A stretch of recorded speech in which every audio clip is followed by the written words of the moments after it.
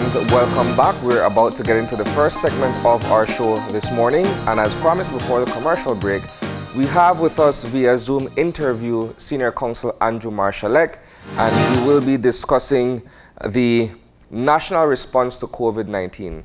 This, of course, will be taken from multiple perspectives, Marlene, to look at holistically what government and what its other agencies have been doing to deal with the issue. Good morning, Senior Counsel Marshalleck. Morning, Isani. Thank you for having me. You're most welcome, sir. Now, let's begin. I think one of the first features when we look at the response to COVID-19 was the establishment, if I may, of a National Oversight Committee, which was a bipartisan effort that included other players, so to speak, as well. Let's begin with your thoughts on the fact that the government was able to reach out to the opposition and other partners to form such a body to be able to tackle the issue of COVID-19 from an economic standpoint as well as from a public health standpoint. Well, the starting point there, Isani, is to recognize that those bodies are completely without legal authority or standing. They're ad hoc, and they're the brainchild of the Prime Minister. They have no constitutional standing. And this has led me to my main observation, which is really that our constitutional democracy has been hijacked and replaced by an authoritarian regime headed by those very bodies for the purposes of management of COVID. And while that might sound alarming, when you look at it definitionally, all it really means is that the bodies are authoritarian, or the regime is authoritarian, because there's been a complete submission to authority, to the exercise of authority, as distinct to reliance on any individual freedom of thought or action during the period of the emergency.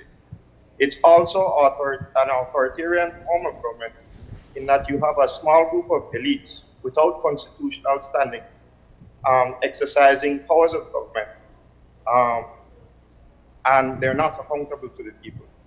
So that all the usual checks and balances and safeguards that would govern the normal exercise of power by public institutions do not apply to these bodies. Okay, that's a mouthful there. That's a lot for us to begin to digest, Andrew. Let's go back a bit. When you're saying that they're not constitutionally recognized, in a manner of speaking, what ought to have been the process in order for them to fall within the ambit of the Constitution? Well, normally what you would have seen is some sort of law passed that constituted the task force as a body and conferred powers on them and delimited the exercise of those powers and subjected to some form of public accountability or transparency in its deliberations. There's none of that. It's operating in a legal vacuum. It operates under the authority that's being exercised rarely by the Prime Minister. But the Prime Minister is not obliged to listen to these committees, can disband them at will. In and of themselves, they have no standing. Is it to say then that anyone who has made the same observation that you have from a legal perspective could have challenged the authority and the composition of the National Oversight Committee? Well, that's a problem. There is no law that governs the committee, its composition, or its establishment. What you're left with is challenging the actions, the decisions of the committee as implemented by the authorities. And those actions would have to be against the state. The institutions of the state have adopted voluntarily the decisions of these bodies. It is interesting that even Parliament is supposedly being subjected to the decisions of these bodies. and are being used to rubber stamp these decisions. So that even in the one instance when there was a limited debate as to the continuation of the state of emergency, one of the major criticisms that faced the leader of the opposition was that, from the Prime Minister, was that he was voting contrary to what he did on these bodies, supposedly. And using moral suasion to subject Parliament to the decisions of this hand-picked ad hoc group. Doesn't it appear then that, and you correct me if I'm wrong, that perhaps the National Oversight Committee now supersedes the Cabinet and perhaps the House of Representatives? Well, not legally, but as a matter of fact, on the ground, yes, it does. Those democratic institutions, Cabinet, Parliament, are being used to rubber stamp decisions taken by these bodies, and those decisions are not subject to any transparency or any public accountability or any lawful parameters. Okay, now let's go ahead, Marlene. No, I was going to backtrack just a bit, because you said very clearly that the legal concern is what authority would something like a National Oversight Committee have, because it's not written within our laws. Could it not just be seen as an advisory body that allows for being able to guide the decisions being made by government? Yes, it can. And in that case, they would be giving the Prime Minister and Cabinet advice, and then Cabinet would be acting. Yes. But I don't think that's what we're seeing happening. We're seeing the Prime Minister and Cabinet actually waiting for decisions to be taken and then simply passing the decisions forward. I think you have to look at the circumstances that gave rise to these bodies. Yes. Immediately prior to COVID, we had a number of scandals affecting Cabinet.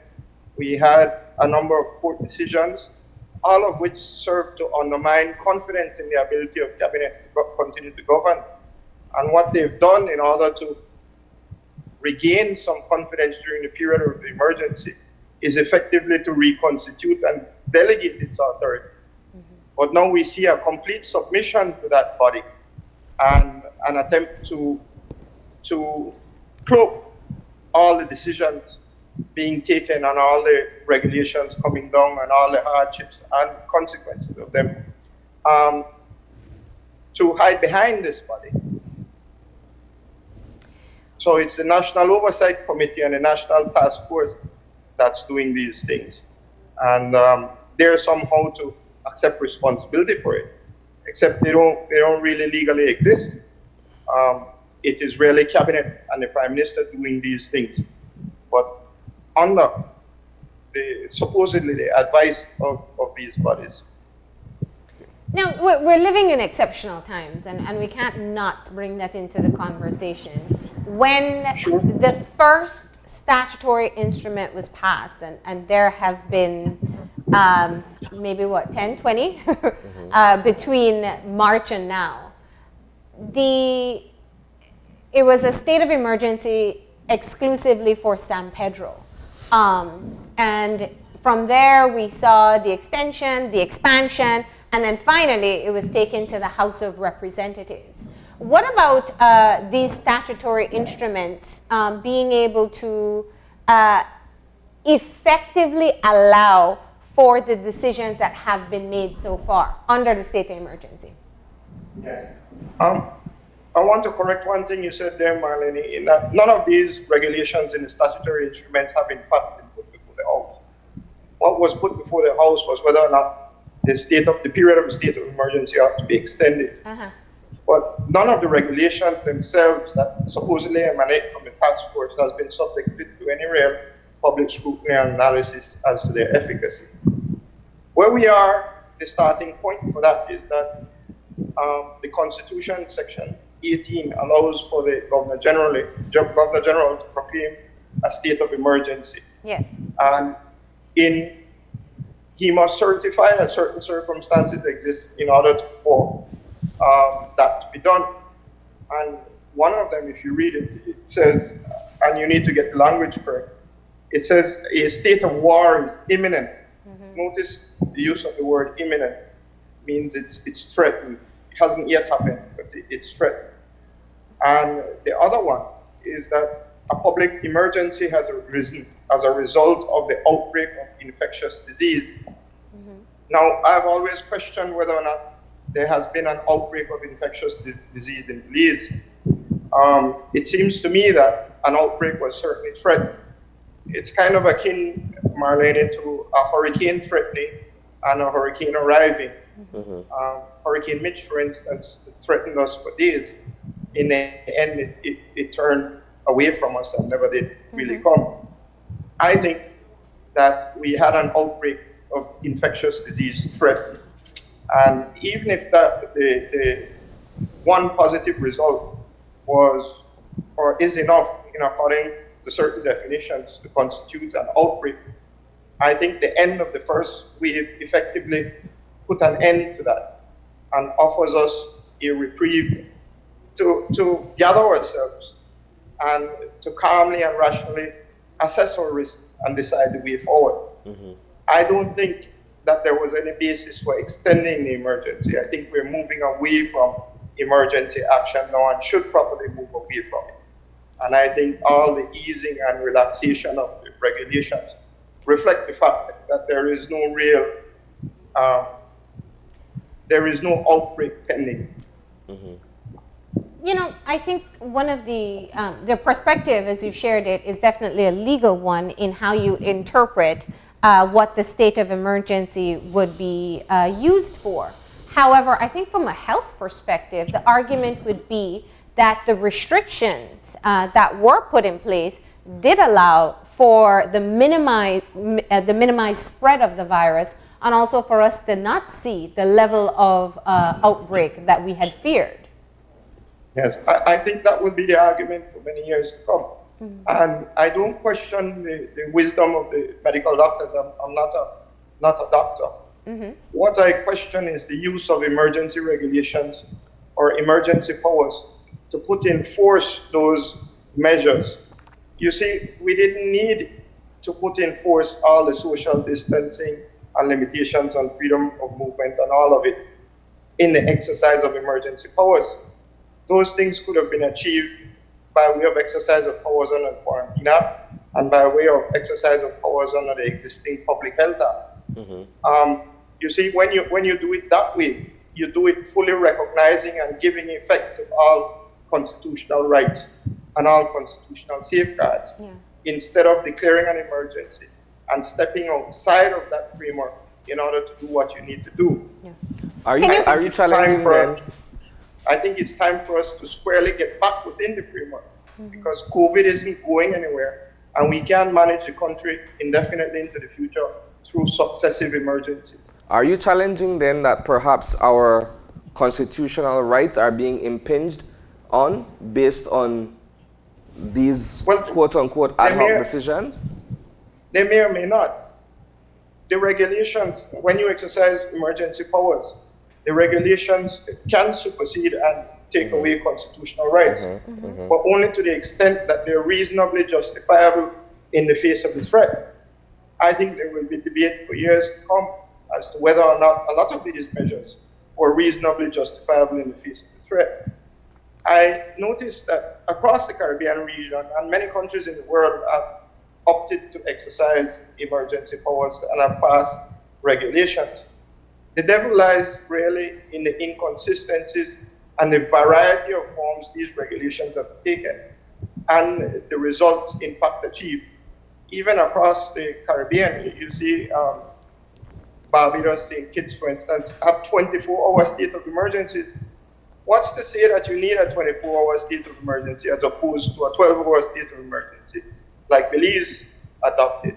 And Belize had a lower infections than some of them. So the question arises, and I only use that as an example because there are many aspects of the regulations that you're really left wondering, does it go too far or has it gone far enough? Has there been an overreach here in many instances?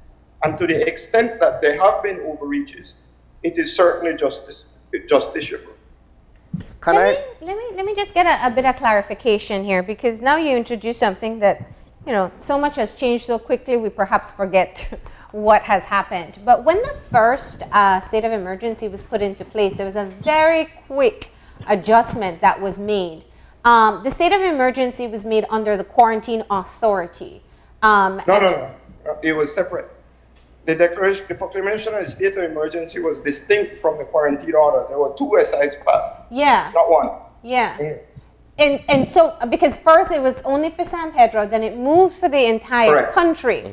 Correct. You just mentioned that you thought perhaps using the Quarantine Act would have been enough for us to be able to do everything that we have been doing without the impact on our constitutional rights. What makes you make that argument? Well, let me correct that a little. Okay. When you read the Quarantine Act, the quarantine authority is conferred certain certain powers under the statute. It basically allows them to control the borders and close off borders in order to prevent spread of disease. The quarantine order was in fact went well beyond that and sought to regulate business activity, associations, freedoms within the borders itself.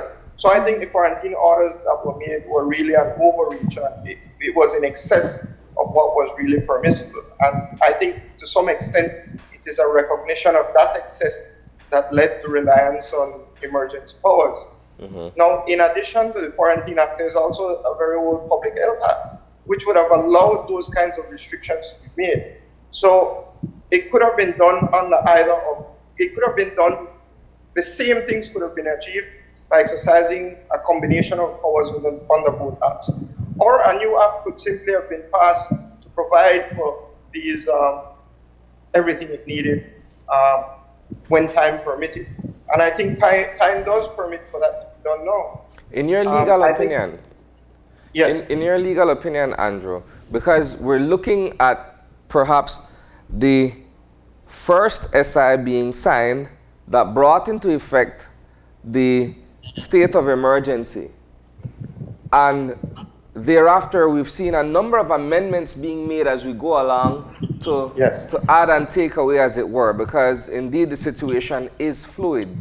From a legal perspective, do you believe that perhaps there could have been one statutory instrument that encompasses everything else that would have fallen under it as we proceed? Of course, what there could have been was an arrangement akin to what we have for hurricane disaster management. We can have a piece of legislation that establishes, for instance, and I only put a name to it, infection alerts. And you can have any number of them. Say you have 4 of them: an alert level 1, alert level 2, alert level 3, alert level 4, and with each can come a predefined and set of restrictions and policy measures to address the infection. That is by far the better approach, because this constant revision of regulation has really increased the disruption to the local economy, in that you're never completely sure what regulations apply or will be applied or how. And there's no way to plan to minimize the effect of the disruption, because there will be disruption in any event.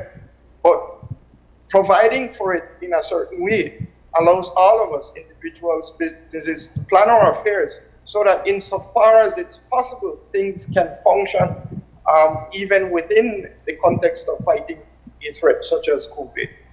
That wasn't done.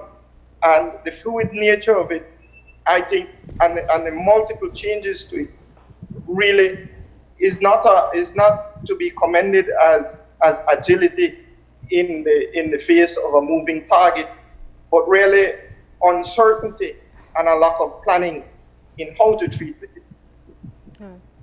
You know, it can always be argued that the clarity that comes with hindsight is what you wish you have at the start of this journey. And no country was prepared adequately to be able to address the pandemic as to how... Well, that's not true. I see New Zealand, for instance, invoked their 2006 Pandemic Response Act. I don't remember the exact name of it. Yeah. And they have levels of lockdown, just like I described. The world has fully anticipated the possibility of pandemic for very many years. And a lot of countries have in fact planned for it, Marlene. Yes, and they have faced some of the terrible outbreaks in the past. They have faced SARS and MERS and Ebola. And so somehow when you get that first exposure, you realize that you have to plan for it. It's like how we never used to have a tsunami warning until we had the first threat of a tsunami. So this is kind of our first test for pandemics. My point is though, just let me get to my question. The point is that there's a lot that can be understood now about how we can move forward legislatively.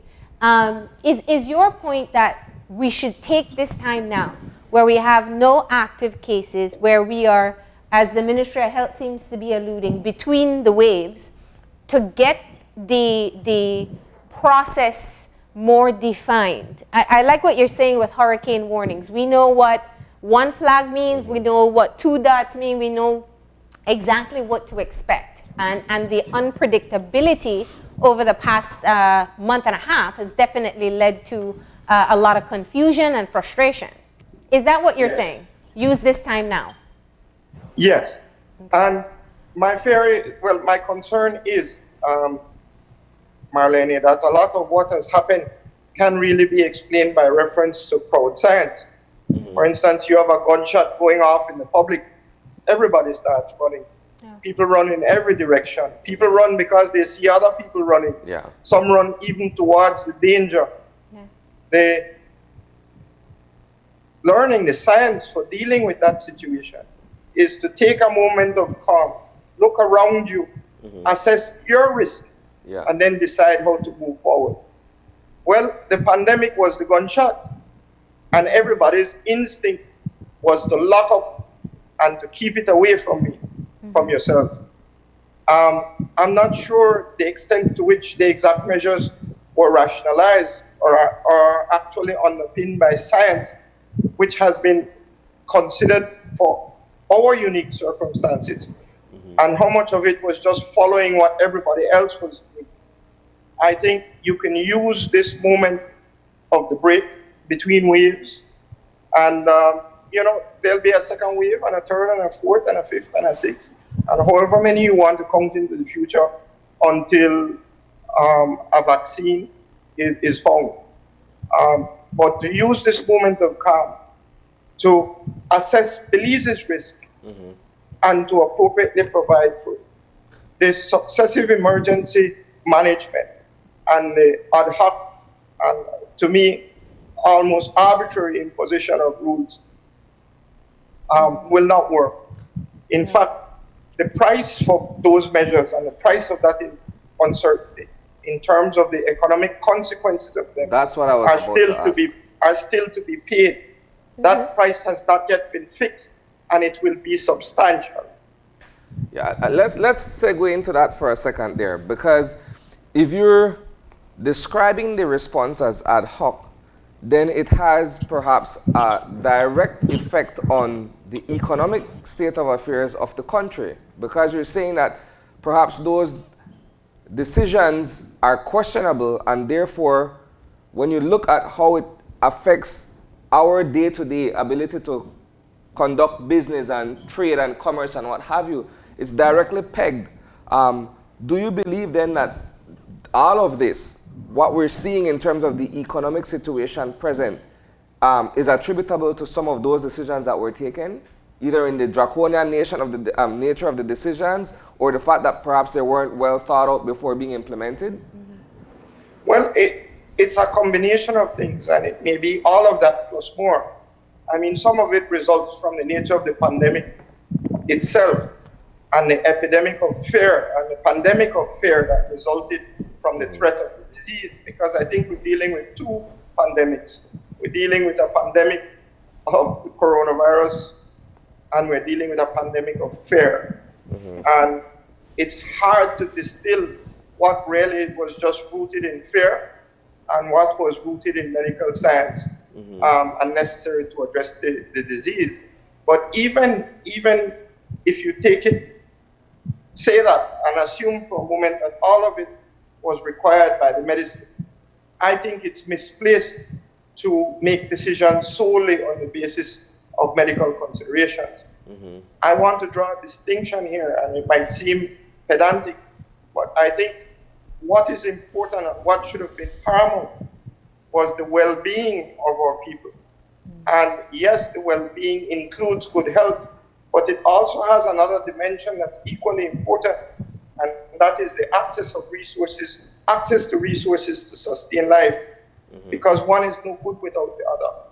And if we make decisions solely with a view to maintain a zero infection rate, but the economic consequences of those decisions going into the future are far graver than the risk presented by infection, then we will see that the benefit of grounding decisions in those medical considerations would have been outweighed by the detrimental consequences to well-being, in that they would have compromised our ability to access resources to sustain life. Let me ask you a quick question before we go into our break then. Earlier, I looked at very small numbers to try to paint a picture.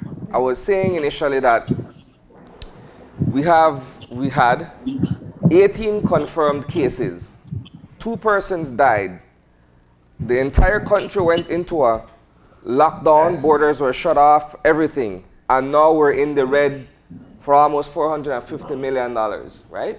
Based on everything that came. That's at the end of it. It's not the end of it. It's where we are at present. The thing with economic consequences is that there's normally a lag in them fully being visited upon us. We will be enduring the consequences of those lockdown measures well into next year. We have not seen the extent of the consequences. The loss of employment was the initial consequence, but it's by no means the only one. When tourism effectively suffered the blow it did, we not only lost jobs, we lost 40% of our earning capacity for foreign exchange. That will have a far greater impact in the long run. That requires, in order to address it, a fundamental shift in the way we choose to live our lives. We will need to adjust our use of foreign exchange in the face of the unavailability of it. And if we do not do that, we will suffer the consequences of successive balance payments imbalances. We will deplete our reserves and we'll be forced to borrow from anybody who will lend. And whenever we can no longer find anybody to lend, we will suffer the consequence of that. That's fair enough. All right, so what we'll do at this point, Andrew will take a quick commercial break, and when we return, we'll go into the second part of our conversation on the national response to COVID-19.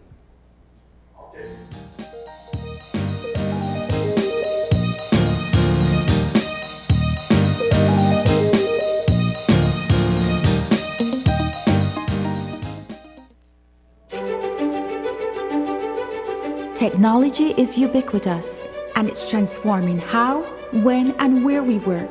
Full-Tech Systems is placing award-winning devices in the hands of information workers, allowing them to work without compromise in a world without wires, to innovate, create, and to maximize productivity anytime, anywhere, satisfying the needs of the desk-centric remote and field worker and every other worker in between.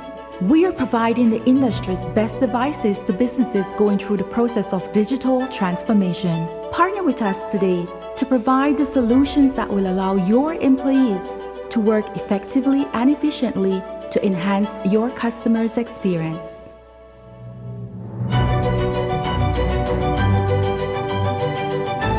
Full-Tech Systems, your technology center, where you'll come for the price but stay for the service. In these challenging times, the one thing that is certain is that the Belize Bank Limited is here for you.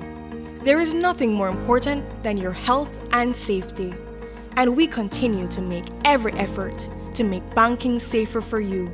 Our staff is working around the clock to make sure you can do your banking conveniently 24/7 using our mobile banking app and online banking, and keeping ATMs up and running. We value your relationship with us and are here to provide the support you need. First responders are also out there 24/7. Thank you, healthcare workers, security forces, firefighters, caregivers. You are all appreciated. Stay safe. We will get through this together. The Belize Bank, our country, your bank. Mama Marvel Month is here at Brothers Habet. And for being so marvelous, all mamas get super discounts all month long, like 15 to 30% off our signature Moen lineup and 15% off Hunter fans, Sylvania LED lights and fixtures, all tiles and sunlight windows and doors. Plus $10 Cemex tin set and $15 grout. So come on down to Barrack Road today and treat your Mama Marvel. Brothers Habet wishes all mamas a marvelous Mother's Day.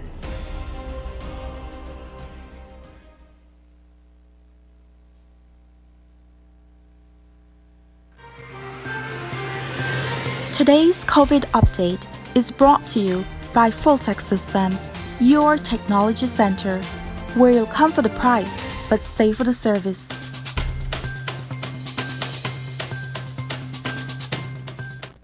And we're back, and we are continuing our conversation, taking a look at the national response to COVID-19 in Belize. And we are joined by Senior Counsel Andrew Marshalleck, sharing concerns and suggestions as to what needs to be done in terms of the legislative changes that we have seen and will need to see moving forward. Andrew, before we went to the break, you were very clear about the current situation being one where it's the best time to plan. We know we may be facing other outbreaks or waves in the near future, and so it seems paramount that we kind of get things in order as to how we'll progress and allow for a level of predictability for the wider community. What is your main suggestion? We've heard the opposition before speak of putting forward a COVID-19 Act. Is that what you are suggesting as well? Well, we need legislation. What you choose to call it, is neither here nor there. It can be done by a complete revision of the Public Health Act. It can be done the nomenclature, the names aren't really important. What we need to do is to establish a legal regime for the management of this risk going forward. The risk is not going to go away. It might be minimized by discovery of a vaccine or discovery of treatments, but it's not going anywhere. And we need a regime that can stay in place permanently, that all of us can plan to meet and plan to function in whatever way we can in our daily lives and in the conduct of our business, so as not to cause the kind of disruption that we've seen over the last month in Belize. And one of the things you mentioned, I think is readily achievable. One of the things you mentioned was looking at what other countries have been able to do successfully. Is there anything that you have found or noted that we can perhaps use as a model, a starting point for us, and especially given our Belizean reality? Yes, a lot of countries have put a lot of thought and study into it, and there's no reason to reinvent the wheel.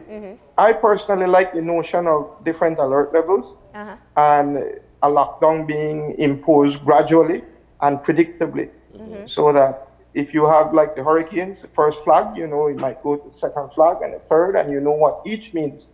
I like that approach. And the medical advice can be taken into account with each of them. I think the first alert should be a warning that, look, this disease is out there, it might come. The second one might be more, please adopt these.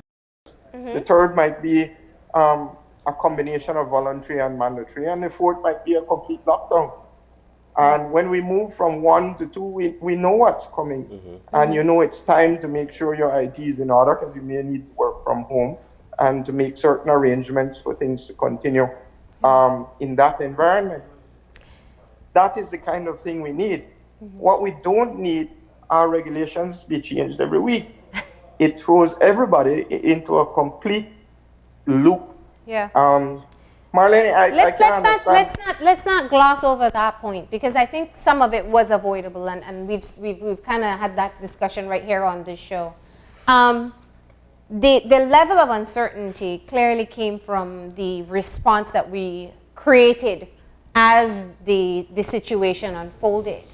But there seemed to have been just great miscommunication, and I guess it goes back to your original point with the National Oversight Committee as to who's making decisions, what they're guided by, whether it's by scientific purposes, whether it's by the interest for the individual sectors that are involved, or whatever other reason. We've seen where the Attorney General and Minister of National Security has put forward information that is then interpreted differently by the Commissioner of Police, and then we see a change the following day that takes place. We saw very early on questions in terms of what businesses were allowed to function and which ones weren't. I think that's still something up to today when you think of the small businesses that are still not able to carry out their service is still one of the questions that we have. So, you know, do you think that there was a way for us to be able to have prevented that level of uncertainty, all the mixed messaging and confusion that happened? Sure, and don't forget, I want to add to your list the fight between the minister and the commissioner at the Food Distribution Center for the Salvation Army. Yes. Mm-hmm. And then I want to add to that the mini coup in San Pedro. San Pedro. Mm-hmm. Because San Pedro ignored the constitutional regulations altogether and imposed their own.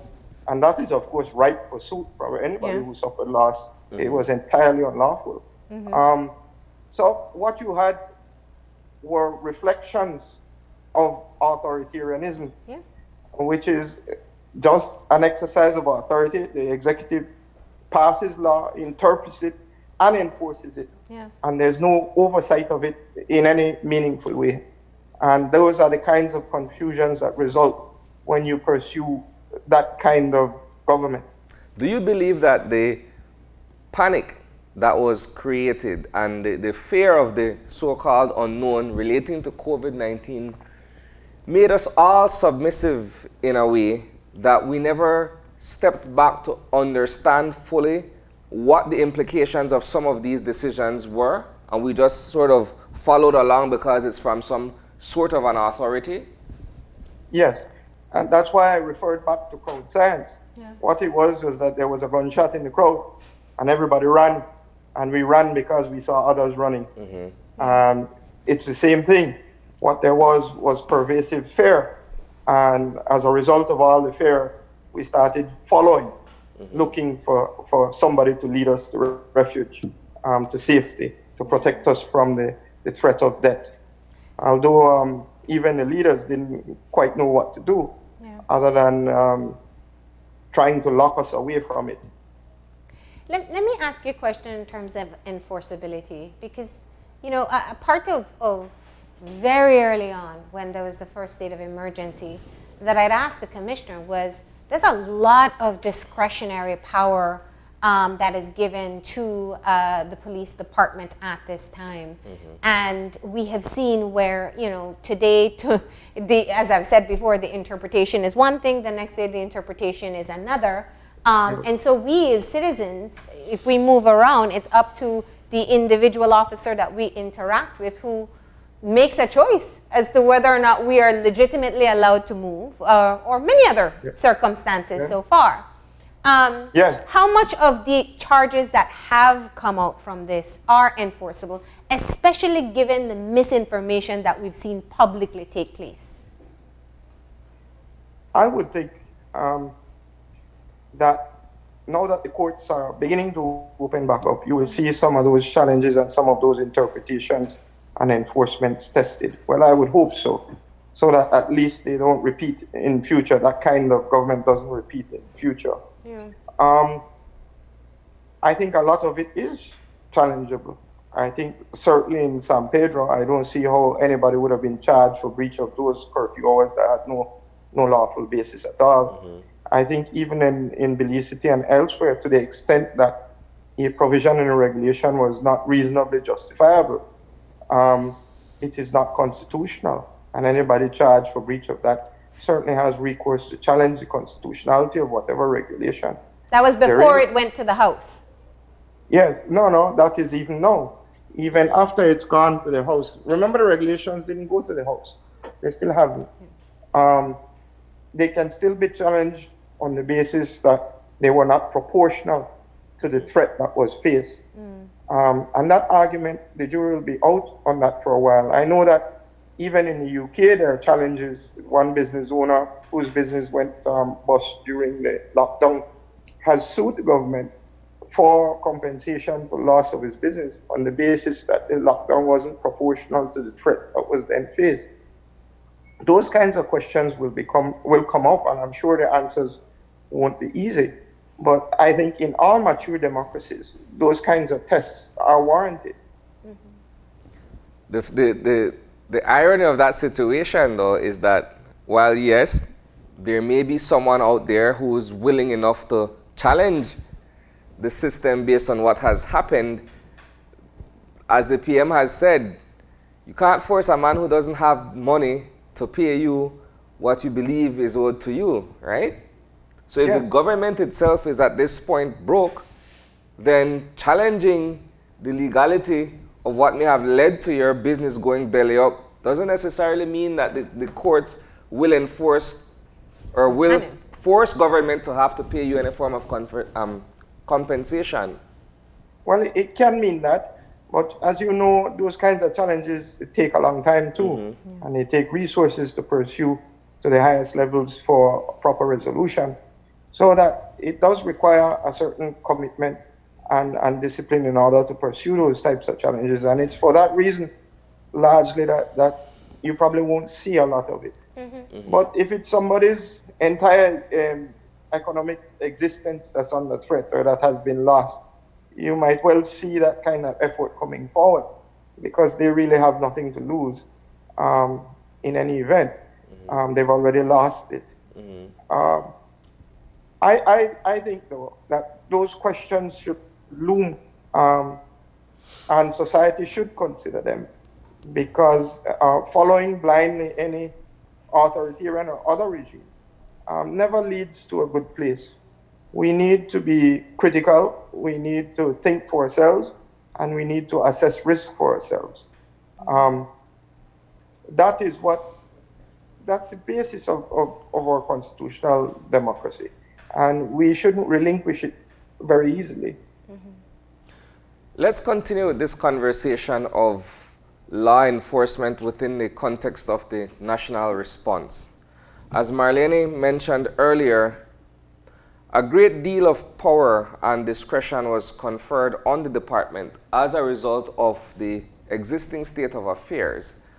There are some instances where persons allege police brutality. There are some instances where there are clear abuse of power. One can't help but think of the video of the officers recording the man and the woman in an encounter.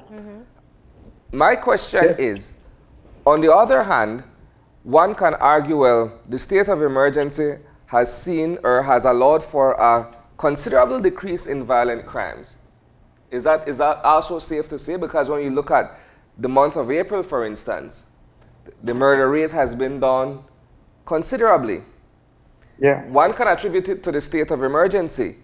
But do you think that based on everything that has been forthcoming and that has been put forward during these times, that, for instance, this is one positive result of it? Or do you believe that perhaps discretion is yet to be exercised in certain other areas where we're seeing a number of arrests that ultimately are questionable? Yes. The way the system works is that the police gets to exercise that authority first, and you get to question it later when it's time to reach court. Now, that means you may have to suffer some abuse between the time the event occurs and you reaching court. That's always been the case, even in the absence of a state of emergency. That's just where the system works. Let me answer your question by reference. I'll paint a scenario for you. If Belize had a prison with 450,000 cells, if it did. And it sterilized that prison. And it took all of us, one by one, tested us, and made sure we were free of the virus, and then proceeded to put us in that cell and feed us, clothe us, control our movements entirely, and lock us down until the virus has gone away. That would be a perfect solution in terms of no infections and in terms of absolutely no crime during the period. But it's ridiculous to suggest it as a way of managing that kind of crisis in our system. And that's because it's excessive. It ignores the rights of others, rights that we consider to be fundamental to every human being. So that in the management of any crisis, what you're dealing with is trying to find a balance between the curtailment of those rights only to the extent necessary to confront and address the risk, but preserving them otherwise. And where you are with regard to the side effect of the lockdown on crime, and you have to remember that there was preventative detention even before.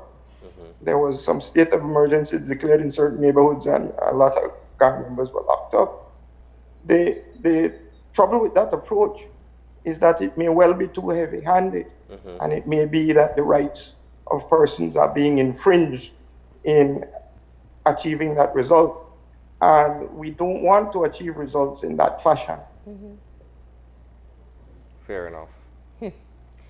So, you're putting forward your position at this time, and, we're expecting that today the Oversight Committee is going to meet, that the Cabinet will perhaps discuss whatever recommendations come out of that committee tomorrow, and we'll probably see new adjustments made by midweek. And that's provided that there's no confirmed case that takes place between now and then. You are also a part of the Bar Association. Have you taken up this position with the others from the association and maybe put forward this position, volunteer your time maybe even to help in drafting the legislation? So something along those lines, so you don't just say that it should be done, but do something, go the extra mile. No, these are things I've said before in other fora. Yeah. But, and certainly that will come. There was a danger in criticizing too early, because we do want to give the authorities an opportunity to deal with it. It's in everybody's interest that it be dealt with. So there's been a balancing up in terms of not wanting to be too critical in a critical period of time. Yeah. But I think we're reaching a moment where there is a moment of calm, where we can reflect and chart a way forward in a more rational way, and not in a panicked way, in a rational, scientific way. And I think there can be criticisms as to what has gone forward. And as you've said, hindsight is indeed 2020. And that is true. We can all criticize after the fact. But what we need to do is to learn from the criticism going forward. And I think we're at a point where we can correct some of these things. And we need to start moving in that direction, because living under COVID requires what everybody calls the new normal. And what we need to do is to define the parameters of that new normal.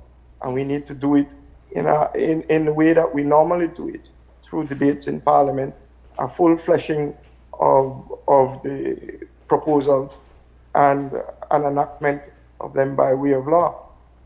Yeah, I absolutely agree. We do hope that this is going to be the time that we see a revision, and most importantly a refinement as to what we do at the very instant that the next case is confirmed. Yes, and I do want to leave you with this, because this kind of experience requires more vigilance and scrutiny from the public. If it is, and it's an argument of positive, if it is that we're transitioning from democracy to some sort of authoritarian regime, then the next signal that comes is an attempt to postpone elections on the basis of emergency. And we need to be very wary of that. You threw another conversation in just at the very end. We know that November is actually the deadline, but am I made to understand that within the law, there is a window of time where it can be delayed? Yes, there is. But I'm talking about extending states of emergency right through all of those periods and not observing any of those time limits. All right. Well, that will definitely be a conversation we can follow up on. We do appreciate you sharing your perspective this morning. Okay. All right. Thank you very much. Thank you for having me. Yeah. And there you have it. That was our COVID-19 update for today. You know, he said something so important in the end, that it is now a time, you know, since I think a lot of the fear has been alleviated, that we can look critically and honestly at what our response has been like so far. And I know that there are people whose feathers will be ruffled instantaneously at perhaps offering criticisms, but it is important, you know. We figured our way through that first outbreak as it went along, and everybody, for the most part, adhered to the regulations, but it doesn't mean that it's not time to take stock and do it better the next time around. So we want to thank Andrew for adding that perspective this morning. What we're going to do now is go ahead and take a break, and when we come back, we're going to be talking to the Student Union of Belize. That's coming up in a few. Stay tuned. This COVID update was brought to you by Fulltech Systems, your technology center, where you'll come for the price, but stay for the service.